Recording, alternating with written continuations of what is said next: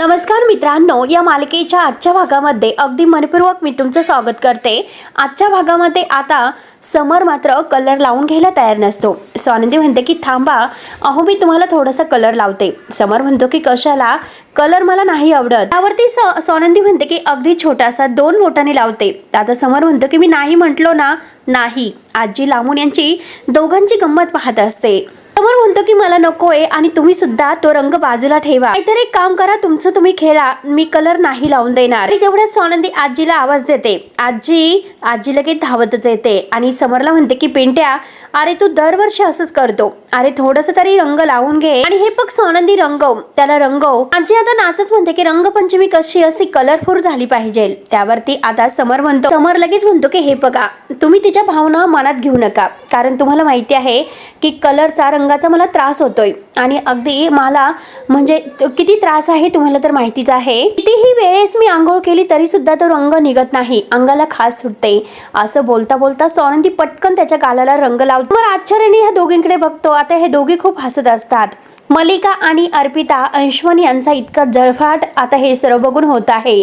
तिघांचे चेहरे मात्र खूप काळे असतात। त्यावरती मात्र आता समर लगेच म्हणतो की तुम्ही मला रंग लावलात। रागाने समर लगेच आता बाजूला जातो। आता हे दोघी म्हणजे आजी आणि स्वानंदी खूपच हसतात। अर्पिता म्हणते की बघितलंस का मॉम, किती आनंद चालू आहे यांचा, आपण मात्र इथे तोंडावर पडलो। त्यावरती मलिका म्हणते की आपण तोंडावर नाही पडलो, आपल्या तोंडावर काळं पडलेलं आहे। आणि तेवढ्याच स्वानंदीच्या मोबाईलवर कॉल येत आहे। आता मात्र जो श्याम आहे तर तो म्हणतो की स्वानंदी मॅडम, तुमचा कॉल वाजतोय। तेव्हा लगेच आता स्वानंदी धावतच येते। आता मात्र स्वानंदी कॉल घेते आणि हॅलो बोलते। आता रोहिणी म्हणते की रोहिणी, मी रोहिणी बोलत आहे।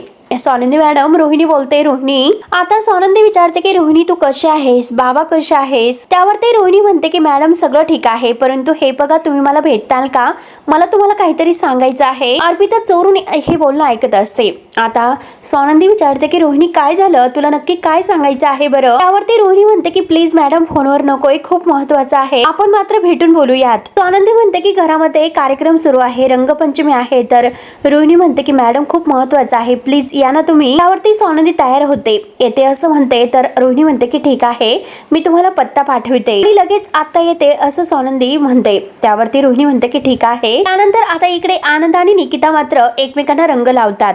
आता मात्र रंग लावल्यानंतर दोघेही रंगपंचमी साजरी करतात। पण आता ह्या आनंदला समरची आठवण येते। तो म्हणतो निकिताला, आपण कोणताही सण आता समरशिवाय साजरा नाही केलेला।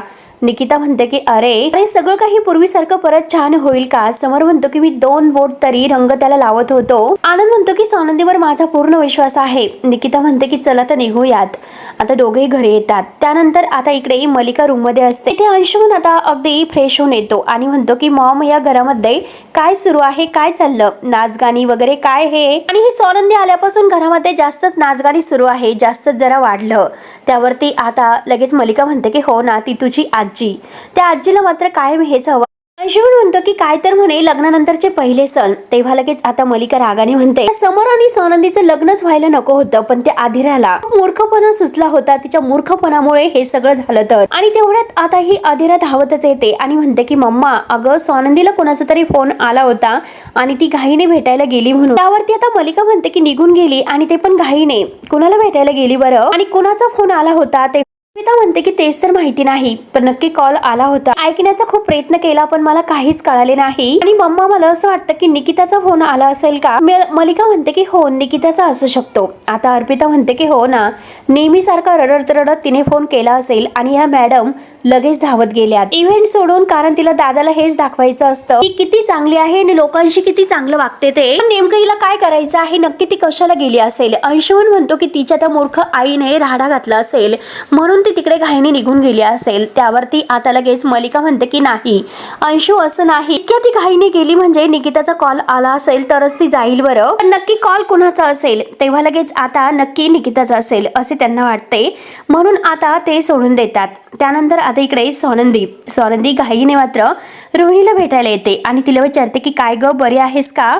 आणि हे बघ रोहिणी, तू असं निघून गेली, खरंच आवडलं नाही। अगं मी सुद्धा आणि समर सर सुद्धा तुझ्या बाजूने उभे होते, तरी सुद्धा तू विचार केला नाही आणि निघून आलीस। तेव्हा रोहिणी म्हणते की हो बरोबर आहे, परंतु अंशुमन सर मला खरंच खूप घाबरवत होते।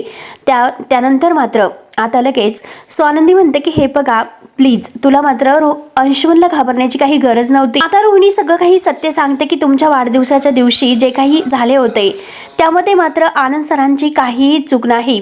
त्या दिवशी जो हार चोरीला गेला होता तर तो आनंद सरांनी चोरलेला नव्हता. सगळं घडून आणलं होतं. त्यावरती आता रोहिणी विचारते की हे कसं आहे, म्हणजे तुला कसं माहिती. त्यावरती आता लगेच रोहिणी म्हणते की हो मी तेच तर ऐकलं आहे आणि म्हणूनच मात्र मला अगदी कानावर पडले, कारण आता जेव्हा मी त्यांच्यासाठी चहा घेऊन गेले होते तेव्हा त्याच वेळी सगळं काही मला ऐकायला आले. त्यावरती स्वानंदी विचारते की एक्झॅक्टली तू काय ऐकलेलं आहे. आता रोहिणी म्हणते की त्या निलिमा मॅडम आहे, मलिका मॅडमच्या बहीण, त्यांनी हे सगळं केलेलं आहे असं ते म्हणल्या होत्या. आणि आता जे काही आता रोहिणीने म्हणजे ऐकलेलं आहे ते सगळं काही मात्र रोहिणी आता हिला सांगते. आता हे सगळं काही ऐकल्यानंतर मात्र आता स्वानंदीला धक्काच बसतो. त्यानंतर मात्र आता इकडे समर रूम मध्ये असतो. आता ही दरवाजात येते आणि समरला म्हणते की येऊ का. तेव्हा आता समर म्हणतो की हो काकू ये ना आतमध्ये. आणि मलिका आतमध्ये आल्यानंतर म्हणते की हो शेवटी तुला रंग लागलास. त्यावरती समर म्हणतो की अगं आजी सुद्धा किती खोडकर आहे तुला तर माहितीच आहे, हे सगळं तिच्यामुळे झालेले आहे.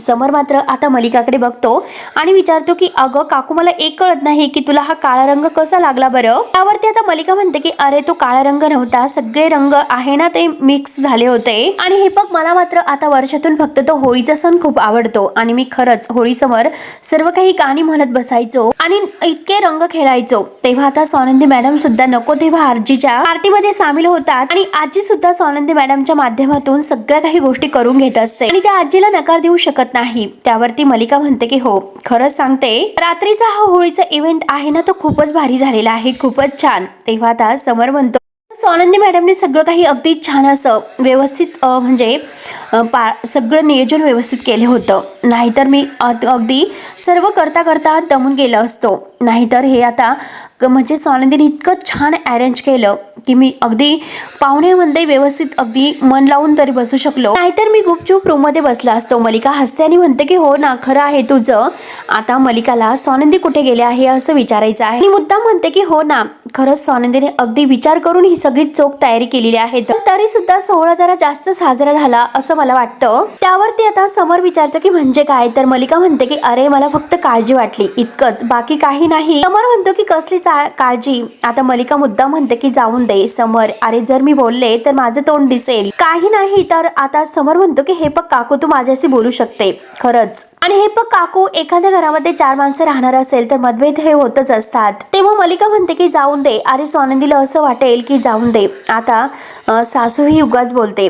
आता समर म्हणतो की नाही अगं काकू तिला काही वाटणार नाही, तू काळजी करू नकोस. आता मलिका लगेच म्हणते की हे बघ अरे सगळं छान झालं, परंतु मला असं वाटतं की इतक्या वर्षापासून आपल्या घरामध्ये नोकर चाकर आहेत, नोकर स्टाफ आहे, त्यामुळे हव्या तेवढे आपण त्यांना सुट्ट्या देतो, पगार देत असतो, त्यांच्याकडून आपण काम करून घेतो, फार मात्र आपण त्यांच्यावर काही लादत नसतो. पण त्यात म्हणजे अंशुमननी जी चूक केली ती खूप भयंकर होती आणि मी कधीही त्याला पाठीशी घालणार नाही. परंतु हे बघ आपण त्यांच्याशी मात्र कधीही अगदी असं वाईट वागत नसतो. समर म्हणतो की हे बघ बरोबर आहे काकू. तेव्हा आता मलिका म्हणते की अरे पण आपण त्यांना डोक्यावर का चढवायचं असतं. असं वाटतं की प्रत्येकाचं एक स्थान आहे आणि त्याला आपण तेथेच ठेवायला हवं. कशाची मात्र आपण त्यांच्याशी जवळीक करण्याचा प्रयत्न करतो. हे बघ माणूस हा आळशी असतो, काम चुकार असतो आणि त्यात म्हणजे एक नोकर ना कामामध्ये सूट हवी असते ते काम चुकार असतात.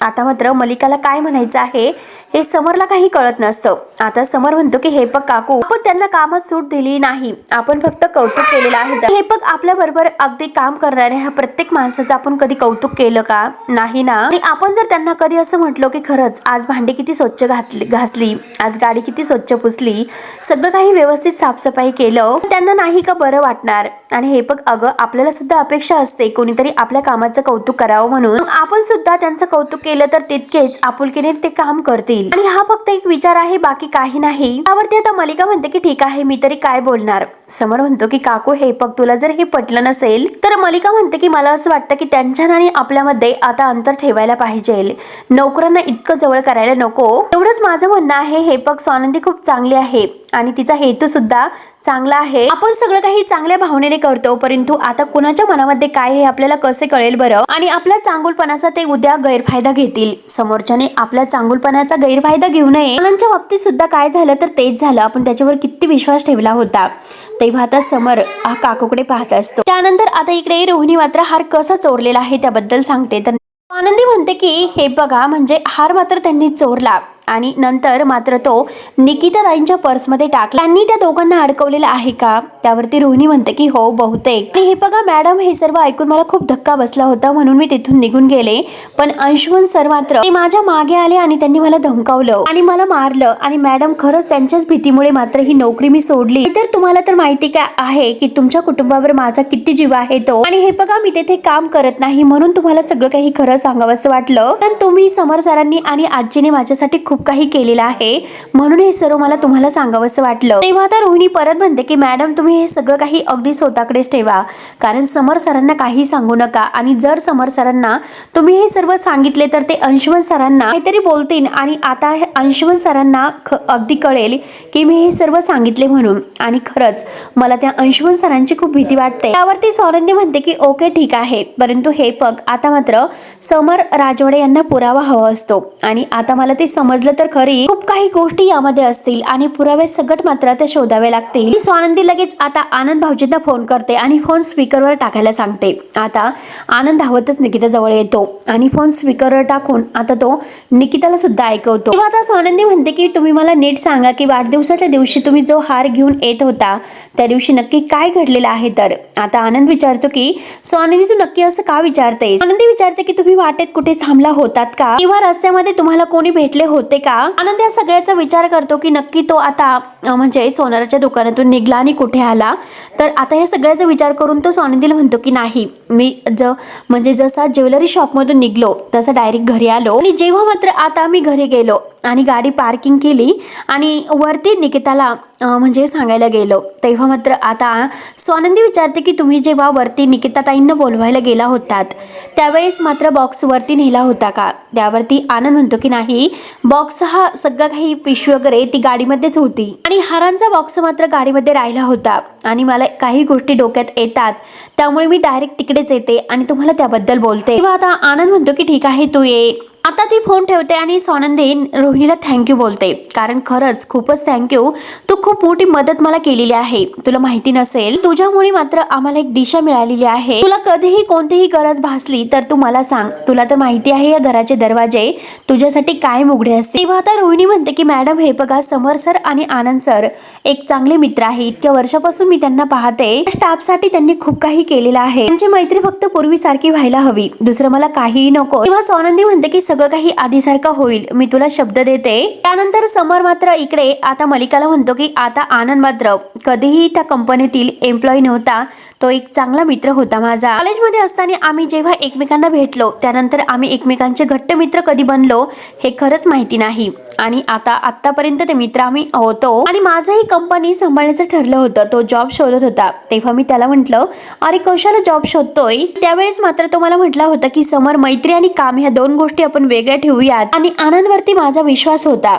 खरंच माझ्या डोक्यावरचा जो काही लोड आहे आनंदमुळे कमी झालेला होता. आनंदमुळे मात्र ही कंपनी खूप मोठी झालेली आहे. सगळं काही आता आनंदमुळे शक्य झालेलं आहे. तर तेव्हा आता मलिका म्हणते की अरे जरीही तो मित्र असला तरी सुद्धा सॅलरी तो घेत होता ना, जे त्याचा त्यामध्ये स्वार्थ होता. त्याने काही उपकार वगैरे नाही केलेले, शेवटी त्याने चोरी केलेलीच आहे ना, तरी सुद्धा तू का त्याच्यावर इतका विश्वास ठेवतो. त्यानंतर आता इकडे स्वानंदी घाईने इकडे येते आणि म्हणते की हे बघ, आता मात्र खूप मोठी माहिती माझ्या हाती लागलेली आहे. तर आनंद आणि निकिता विचारतात की काय झालं. आणि स्वानंदी आता तेथे सीसीटीव्ही जो कॅमेरा आहे तर तो मात्र वर्किंग आहे का, तो काम करत आहे का असं विचारते. आणि गाडी तुम्ही इथे पार्किंग करतात का हे सुद्धा विचारते. आनंद हो असं म्हणतो की हे बघा, आपल्याला मात्र माझ्या वाढदिवसाच्या दिवशीचं सीसीटीव्ही फुटेज चेक करता येईल का? आनंद लगेच म्हणतो की हो आणि लगेच ते सीसीटीव्ही फुटेज चेक करायला घेतात. आता स्वानंदी म्हणते की हे बघा दादा, त्या दिवशी नक्की तुम्ही घरी किती वाजता पोहोचला होतात आणि ते सीसीटीव्ही फुटेज मला अगदी दाखवा. त्यावेळेचं.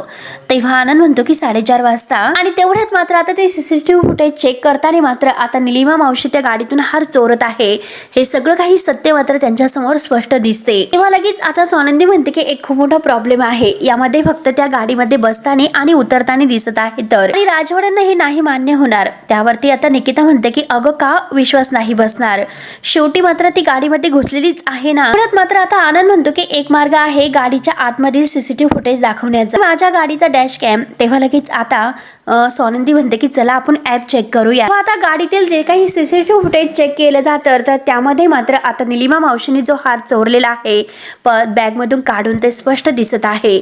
आता हे सगळं सत्य सगळ्यांच्या समोर येते, म्हणजे स्वानंदी, अर्पिता नाही निकिता आणि आनंद. आता सगळ्यांना खूप आनंद होतो. मित्रांनो, हा भाग येथे संपतो. पुढे नक्की काय होणार आहे हे बघण्यासाठी आपल्या चॅनलला नक्की सबस्क्राईब करत राहा. धन्यवाद.